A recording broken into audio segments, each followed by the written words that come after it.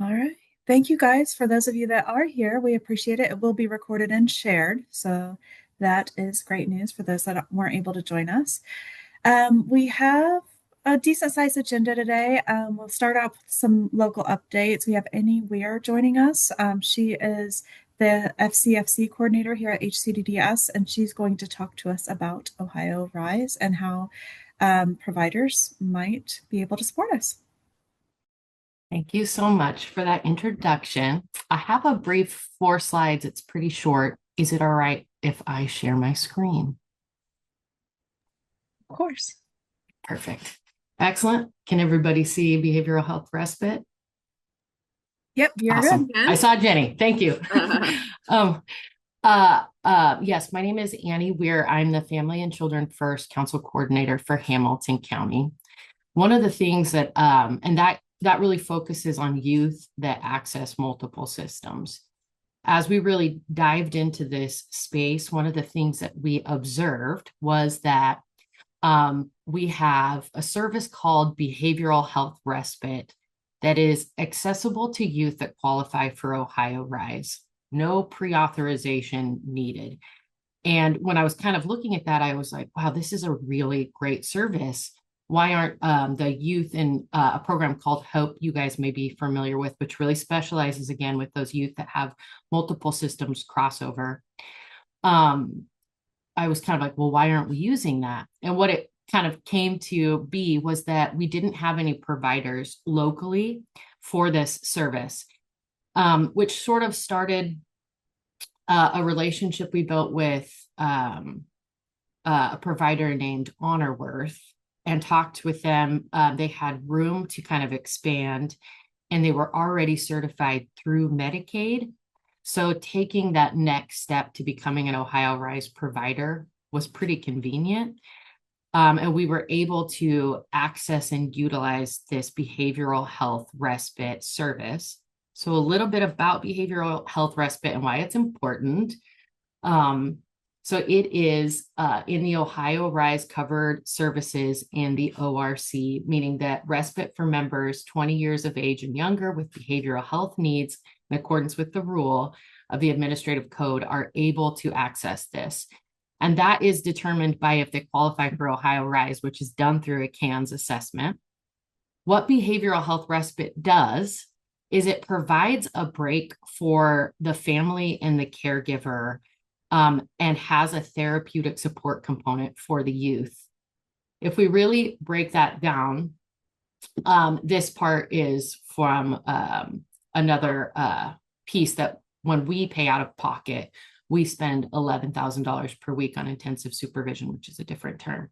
However, behavioral health respite, when you break it down, is $250 per diem rate for 3 hours. So it's billed at, I'm sure we're all familiar with Medicaid billing, but it's billed at that 15-minute increment and then caps out at that point. So it can go over and it can be under, but it will max out at that $250. And this is taken directly, this piece here is taken directly from the Ohio Rise Billing Services Support Guide. If you're interested, if you have space to become a behavioral health respite provider, that's really why I'm here to talk today. It is a great support for our community. We have lots of kids in Hamilton County that qualify for Ohio Rise. We have one provider that's able to provide behavioral health respite. And so if this looks like something that could fit into what you're already doing, I would love to sit down and talk with you and see how we can connect. We have kids in Hope that could definitely use it, like enrolled in Hope services, but it's much beyond that. It's for any youth that qualifies for Ohio Rise. They are given 90 days of behavioral health respite, meaning that per diem rate, they could bill for 90 days. After that 90 days, it doesn't mean that you can't continue to bill for it. It means that you work with your service coordinator in Ohio Rise to make sure it's part of the goals that behavioral health respite continues. So there's a little bit of an administrative task after that 90 days of behavioral health respite.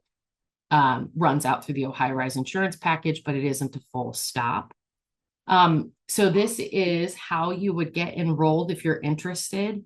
The first Tuesday of every month, they have a beginning session of becoming an Ohio Rise behavioral health respite provider. Reach out to me. I can connect you. We have a great connect at Aetna Ohio Rise, and we can start facilitating that process. This is a great opportunity and definitely a need in Hamilton County. I think we can all imagine for parents how helpful, having 3 hours could be in the day where your kiddo is getting therapeutic supports aligned with their goals, and do you have space and time to complete tasks, care for yourself, and do what you need to do. So that's a little bit about behavioral health respite. I am so happy to take questions, and I'm going to stop sharing. Hey, Annie, this is Nicole Malvo at Ohio Valley Goodwill.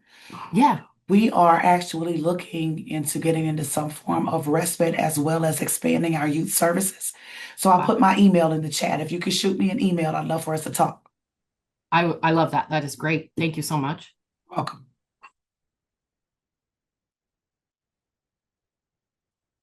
Oh, excellent. Any other questions? Well, I appreciate everyone's time and letting me share. And I'll put my email in the chat too if you think of a question down the road and just want to chat. Thanks so much for joining us, Annie. I have two quick agenda items. The first thing I want to talk about is the provider marketplace that we are using for provider referrals. We've been receiving a little bit of feedback. It sounds like providers are responding that they're interested to a lot of referrals, and then periodically a SSA will reach back and they'll be like, oh, I have no idea which referral this is connected to. So we've provided some feedback to OnScene about that concern, and they have now created a provider referral ID. So it's not identifying, it's on the provider end and the SSA end. And so we've asked the SSA share that with you when they reach out, when someone is interested in your agency or interviewing. That being said, SSAs, it just depends on which team they're in, really, how many referrals they're completing. They may forget to do this and include the referral ID. If for some reason they're missing that, just ask for it. It's easy to find and they'll provide that pretty quickly. I'll go ahead and share my screen and show you where that is at. The other feedback I got yesterday was a provider was concerned because they were like, I'm marking interested. I'm not sure it's showing interested. Is there any way I can get email confirmation? Are you guys looking at my right screen that shows the little screenshot of OnScene? Okay, great. And so I shared with them, if you go to the referrals tab, you'll see that referral ID in the green square, but also to the left is the status. So here's the response that you provide with each referral, whether you're interested, not interested. The closed ones mean that a provider was selected, and then pending means that you need to respond. So those little updates. As always, if you have other feedback that you want me to share with the developers, please let me know. I know we have some referrals that are out there sitting for longer than we would like. Honestly, we are getting a lot of providers responding. I looked at a referral the other day and there were 102 providers that responded that they were interested in a referral. So it's taking longer to narrow that pool down. We are expanding our provider community, I think. Just the first quarter of 2026, we had 53 providers with their first authorization in Hamilton County. So I think that is a great outcome as well. But I know any new system has a few growing pains, and as you use it, you're like, oh, I wish it would do that. So feel free to shoot me an email if you feel like the system is missing something, and we can share that with the developers. I just have a quick question. Sure. If we put in a video link into the interested little box, does that work? It's like I have no idea of knowing. Yeah. Can you share a referral ID? Can you send me an email with the referral ID, Lisa, and then I can look in the back end and see what it looks like on our end? Okay, yeah, perfect. Thank you. Anything else in the marketplace?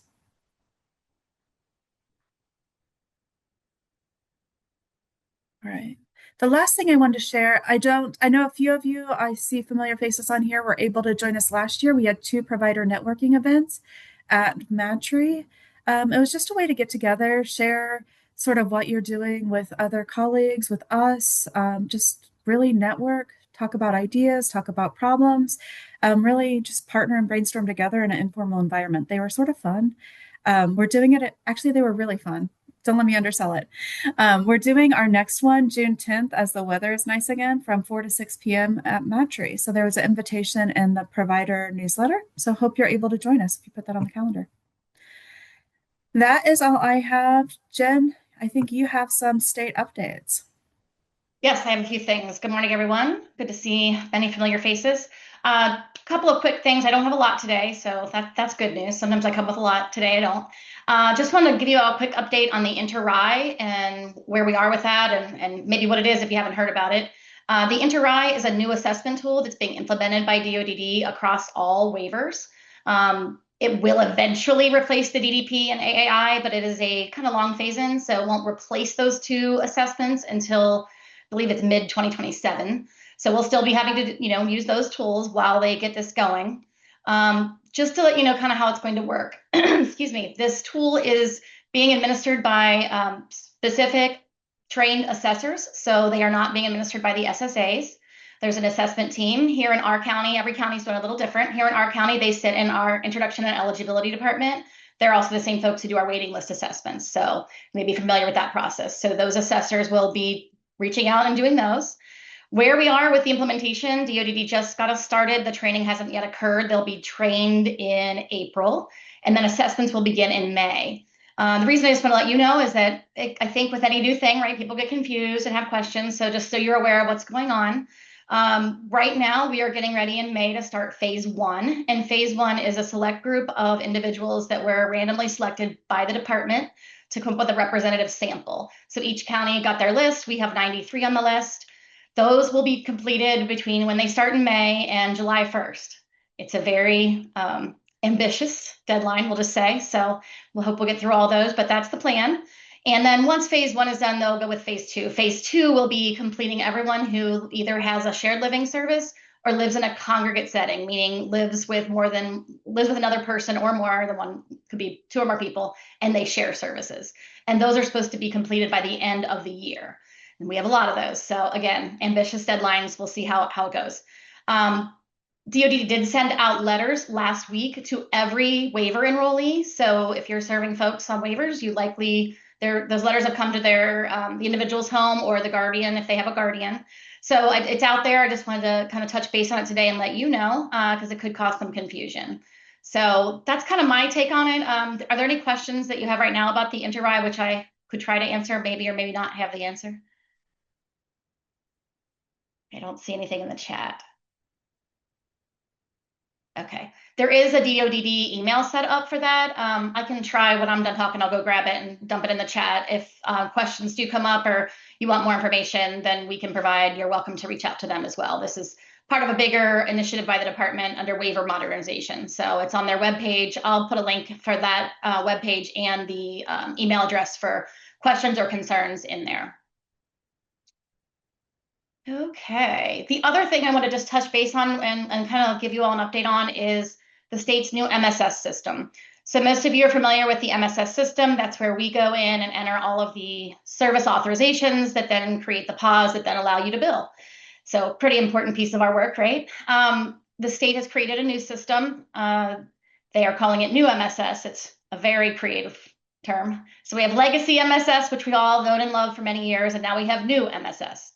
So we have begun moving people. We have to manually move every person enrolled on a waiver from legacy MSS to new MSS. And the complicating factor of this work is that we have to split all of their services 6/30/26. So regardless of when a person's span is, their services from whenever their span starts till 6/30/26 will be in legacy MSS. Starting 7/1 to the end of their span goes in new MSS. So it's a lot of work. It's manual. It's challenging. I think the biggest challenge we're having right now is that it's creating problems with our download into our system. So once we've entered things at the state, it downloads into our BRICCO system. We're having a lot of challenges with that. So right now we have a lot of things not coming in right, and we're constantly working with the state and BRICCO on that.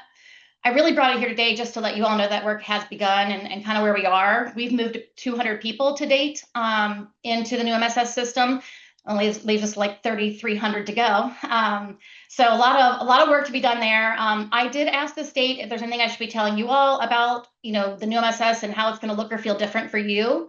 For the most part, it won't. If you're an MRC provider, you'll have to enter your actuals in the new MSS at some point. I don't have that date yet. So we'll keep in touch with you all about that. And your pause should continue to look the same, is what they're telling us. I would say, just as a caution, because we have seen so many issues, please be really careful, whoever's in your billing side of your world, to make sure they're really looking at your pause and make sure there aren't any issues. We're doing our best to troubleshoot and catch any problems, but please report to us if you see any issues and make sure you're really looking closely at your pause. Just saw something pop up in the chat. Like, Because will the move affect authorizations, Jen? I mean, Nicole, that's the $1 million question, right? It shouldn't. It's not supposed to. But always, that's kind of why I'm going to talk about it today. So you're aware that we're in the process of moving folks. My funding team's doing a wonderful job doing the actual work and then checking it. And then we're reporting, like I said, issues to the state.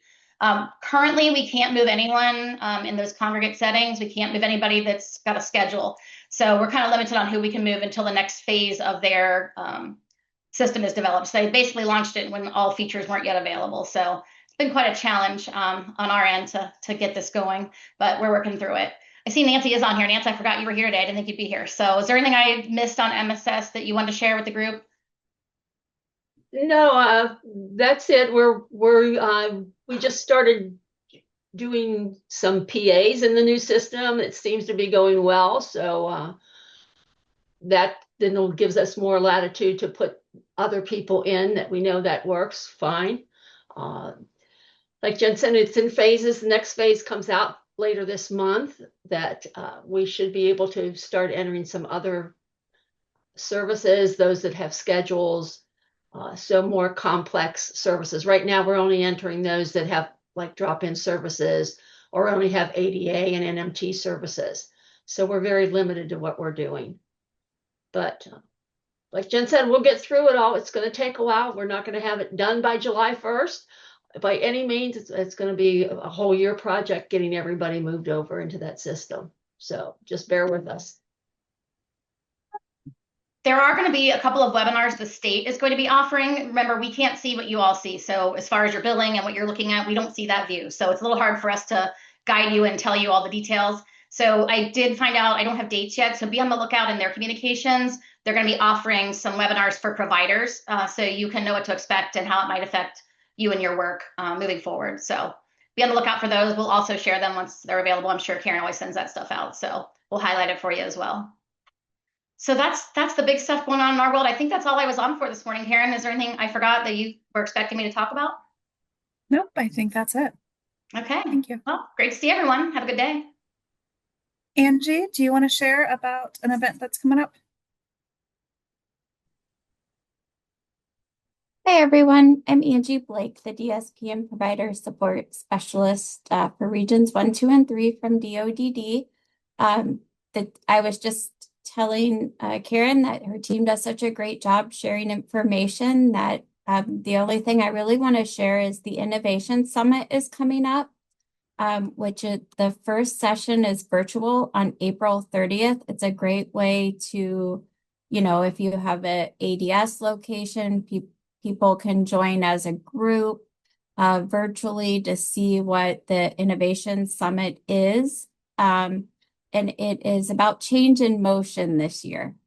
And then also June 2nd, there is an in-person in Columbus, a full day event that will cover more diverse. The main topics this year are advocacy, wellness, and that includes like health emergencies and not just self-care, and then technology and collaboration. And I can put my information in the chat if anybody has any questions or wants to reach out.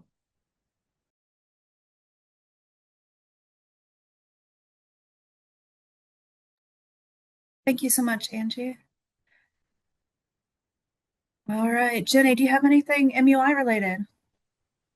Good morning. No, I don't really have much of anything. For those of you who joined us yesterday for the MUI analysis, thank you. For those of you who didn't, you missed a riveting 57 minutes of numbers and data. But if you would like a copy of the PowerPoint that we put together with notes or minutes, send me an email. I'll put my information in the chat there. Happy to send that over to you. I think I have it. Okay. And then other than that, the only other thing that I wanted to just mention again, and I know I sound like a broken record, but if you can remember for the Appendix C, D, and E cases, if you could please send that appendix form when you're sending in the incident report form, that will really help our intake folks out be able to get that entered into the system on time. So it's really all I have. I think so. Thank you. Thanks, Jenny. I have one more update from the county board perspective. As you know, we have closed Kingsley at this point. We now have a closed date for Support Center, which is May 15th. So that will be the last day that building is in operation. And then following that, we will be moving to the new what's it called? Bond Hill. I'm stumbling. Help me here. I know, I'm trying to think too. It's like it's a Hamilton County shared space, right? Yeah. Correct. So we will have Hamilton County Central Campus. Thank you, Leah. We'll be at Hamilton County Central Campus following that at a determined date. We know there might be a little bit of gap in there, so we're planning for that. And I think that's all we have. Do you guys have anything from your world that we should be aware of? Anything to share? Any questions?